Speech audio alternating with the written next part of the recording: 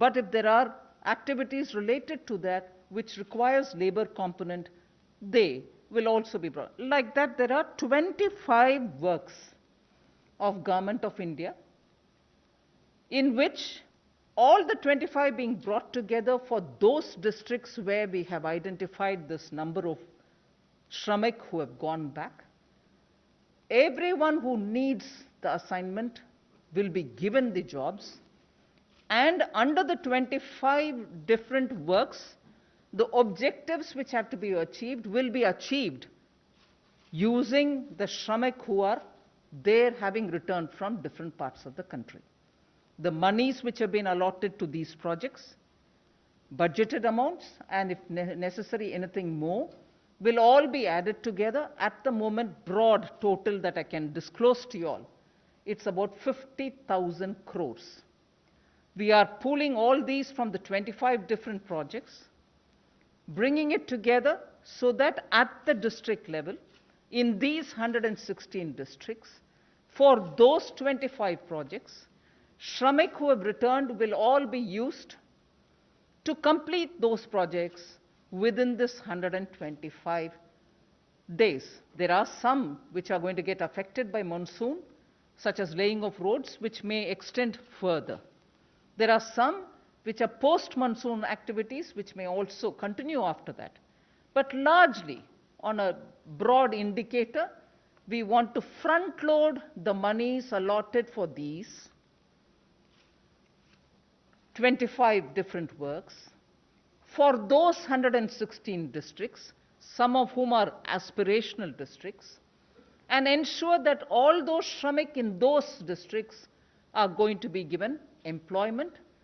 And therefore, for them, for the next 4 months, we are clearly showing a direction through which their skills, their man days, person days will be used so that assets will be created in those districts, whether it is digging of wells, poultry sheds, or laying of Gram Sadak Yojana roads, or building some panchayat, buildings. Like for instance, yesterday, we had announced from the Finance Ministry that we have released the 15th Finance Commission recommended monies for the local bodies. So with all those monies going to the villages now, with these Shramik being used for activities, concrete activities through which assets can be created, Shramik get their work, their livelihood is ensured. Asset creating activities at the district level, considering that many of them are aspirational districts,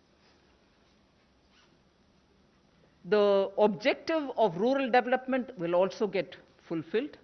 And I'm glad to say, to recall, that in our budget and also during the announcement, during Atmanirbhar Abhiyaan announcements, we had come up with the viability gap funding for building agriculture-related infrastructure, for ensuring that those farmer producer organizations will go into the villages to create agri-processing units. Now, all of them are being brought together so that there's a synergy. Monies are being pulled in towards asset creation with a time limit given, and Shramik can be sure that where they have gone back, they have work given to them. This is a broad picture. I won't take too much of time to start my intervention. I request the Secretary, Rural Development, to show you the details of what exactly this is, how it's going to pan out. Post that, of course, we are ready for your questions. Thank you.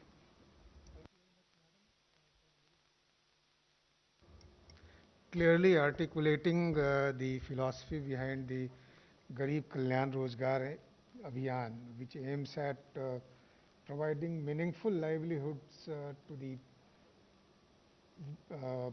migrant workers who have gone back to the districts of their origin, as well as those who are there and similarly affected. So I'll provide the necessary detail because Madam has already very clearly articulated the philosophy and overall context in which the Abhiyaan is to work. Madam, before I begin, I should also add that during this period after the pandemic and after the lockdowns were announced, our Gram Panchayats and our SHGs have done wonderful work, ma'am, and I should say some statistics which will illuminate the kind of work that they have done.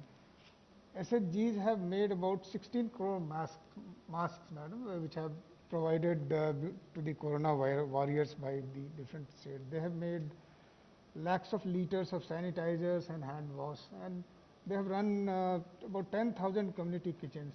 So very good work they have been done, and similarly our Gram Panchayats have also been at the forefront of fighting corona. They have set up quarantine centers, they have enforced the health ministry advisories. So with all this background and with all the kind of the administrative and panchayati raj machinery there and them all working together, we are confident that this Abhiyaan would be in a position to cater to the needs of employment and jobs, and thereby also lay the foundation for a more prosperous work later on. So the Abhiyaan is of a duration of about 125 days. It will be taken up in 116 districts where more than 25,000 migrants have returned. 25 works, as Madam had already mentioned, and the combined outlay of the 25 different kind of works and the program that it draws from is about 50,000 crores. You can see the districts which, to which this Abhiyaan will extend, and they have been shown on the map of the India, but if you see the state-wise coverage, so in total about 116 districts are there, and they extend over 6 states, and out of these about 27 are aspirational districts in which the government's program for all-round growth, particularly focusing on health, nutrition and education, is already working. So as we mentioned, the focus is on 25 works, and one of them is to start with these community sanitary complexes, which caters for sanitation needs for the people who, because of lack of space in their own houses, are not able to utilize the sanitary facilities. Then Gram Panchayat Bhavan. Finance Commission grants also provides for development of village infrastructure as well as productive infrastructure. So those works are also included. The national highway works going on there are also included within the program. The idea is to cater to the different kind of skill needs of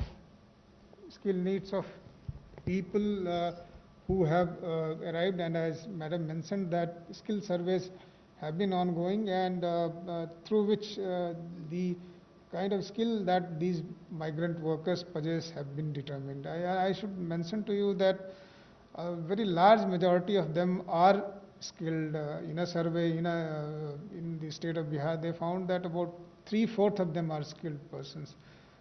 Many of them, of course, are. మరి 15 ఇస్తే ఏ విధంగా మీరు admit చేస్తారు? ఒకటి సభలో ఉన్న మా నాయకుడిని అడగలేదు, హౌస్లో ఉన్న మా నాయకుడు